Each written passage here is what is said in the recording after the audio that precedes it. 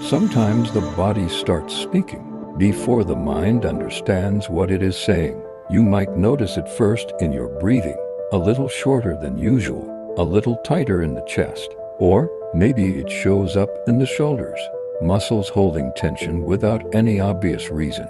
Nothing dramatic has happened, no immediate danger is present, and yet the body behaves as if something requires attention.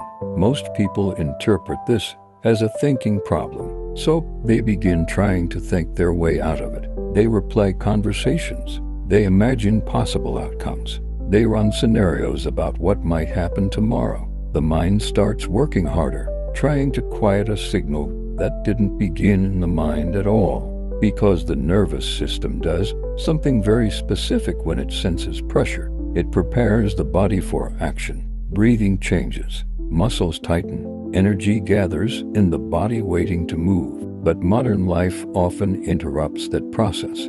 The signal prepares the body for motion. Yet the body stays still, sitting, scrolling, thinking. When movement doesn't happen, the signal lingers. So the mind tries to manage the pressure instead. More analysis, more mental effort, more attempts to control something that is actually biological. Movement changes that signal. When the body begins walking, the nervous system receives new information.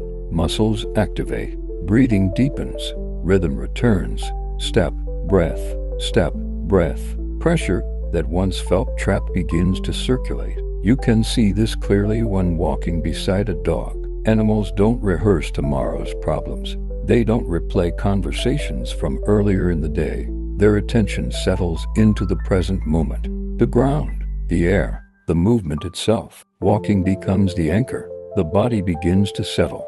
Breathing slows. Muscles release tension.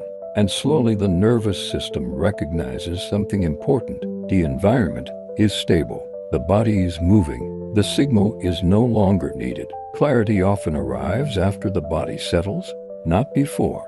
Sometimes the most effective response to pressure isn't solving the problem immediately. Sometimes the first step is simply walking until the signal inside the body becomes quiet enough to think clearly again. Walking is the practice.